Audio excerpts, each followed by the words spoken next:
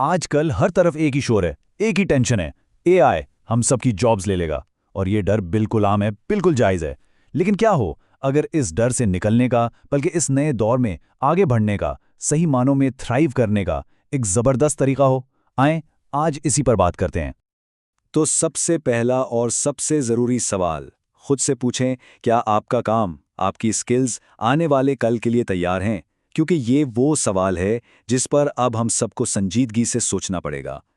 लेकिन अजीब बात यह है कि ये टेंशन कोई नई चीज नहीं है। इसे समझने के लिए चलें थोड़ा सा टाइम ट्रैवल करते हैं, वक्त में पीछे जाते हैं 1940s की एक कहानी की तरफ। ज़रा इमेजिन करें, साल है 1940। आप एक टाइप सेटर हैं, प्रिंटिंग प्रेस में काम करते हैं। हवा में गर्म शीशे यानी लेड और स्याही की एक खास महक है। आपका दिन शुरू होता है शीशा पिघलाने से, और फिर पंप और नोजल से आप एक एक हर्फ बनाते हैं। सोचो, सुबह से दोपहर तक आप हाथ से एक एक हर्फ को जोड़कर पूरा पेज तैयार करते हैं। ये कोई मामूली काम नहीं था। ये एक बहुत मेहनत वाला, डिटेल वाला और इंतहाई इज्जत वाला काम था। एक ऐसा हुनर जिसे सीखने में सालों लग जाते थे। और फिर अचानक मार्केट में एक नया अजीबो-गरीब सा लफ्ज गूंजने लगता है, कंप्यूटर्स। एक ऐसी अनजानी, ऐसी मिस्टीरियस टेक्नोलॉजी जिसके बारे में कोई ठीक से जानता भी नहीं था। और इसी दौर में दो बहन भाई थे।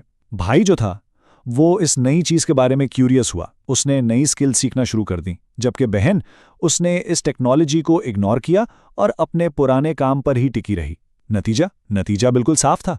भाई वक्त के साथ एक ग्राफिक डिजाइनर बन गया और बहन, उसकी जॉब चली गई।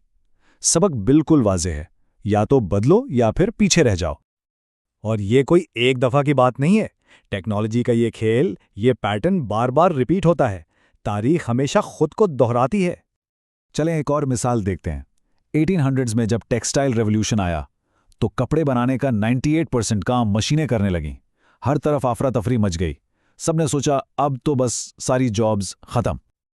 लेकिन हुआ इसका बिल्कुल उल्टा।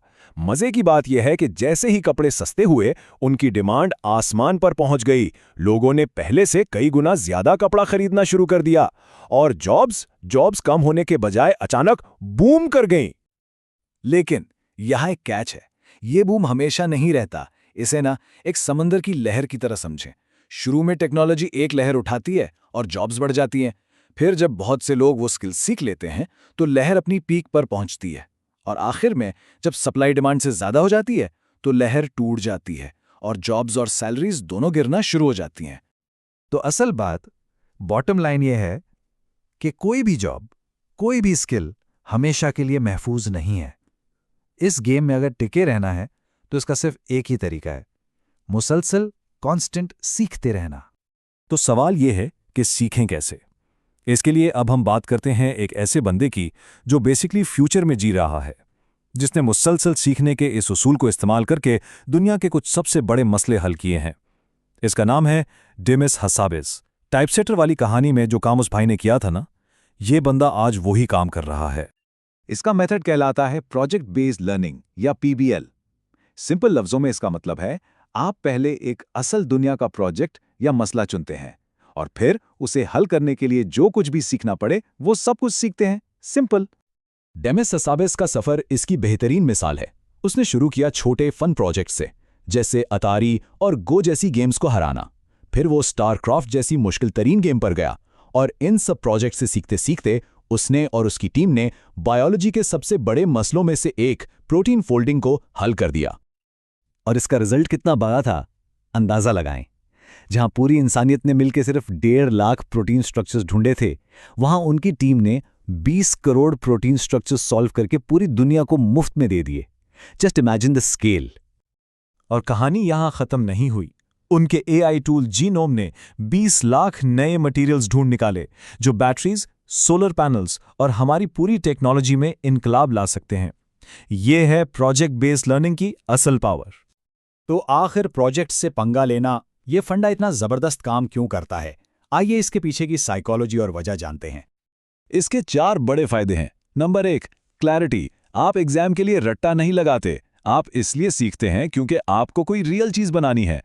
आपको पता होता है कि आप क्यों सीख रहे हैं। Number 2, networking. आप क्लास में दोस्तों से चीटिंग नहीं करते, बल्कि दुनिया भर के एक्सपर्ट से ऑनलाइन सीखते हैं और उनसे मदद लेते हैं। Number 3, flexibility. आप सिर्फ किताबों तक महदूद नहीं रहते, आप अपनी प्रॉब्लम सॉल्व करने के लिए कहीं से भी कुछ भी सीख सकते हैं। और सबसे इंपॉर्टेंट, कॉन्फिडेंस। जब आप अपने हाथों से कोई असल चीज बनाते हैं तो जो असल रियल कॉन्फिडेंस मिलता है वो आपको कोई डिग्री नहीं दे सकती। तो फाइनल सीन क्या है? इस सारी बातचीत के बाद अब बॉल आपके कोर्ट में है, अब आपकी बारी है। ये बात हमेशा याद रखें, सिर्फ 10,000 घंटे प्रैक्टिस करने से कोई एक्सपर्ट नहीं बनता, बल्कि 10,000 दफा कोशिश करने से, गिरकर संभलने से और अपनी गलतियों से सीखकर आगे बढ़ने से एक इंसान एक्सपर्ट बनता है। तो अब सवाल सिर्फ एक है, वो पहला प्रोजेक्ट कौन सा है जिस पर आप काम शुरू करने वाले हैं? फ्यूचर आपके हाथों में है, तो इंतज़ार किस बात का?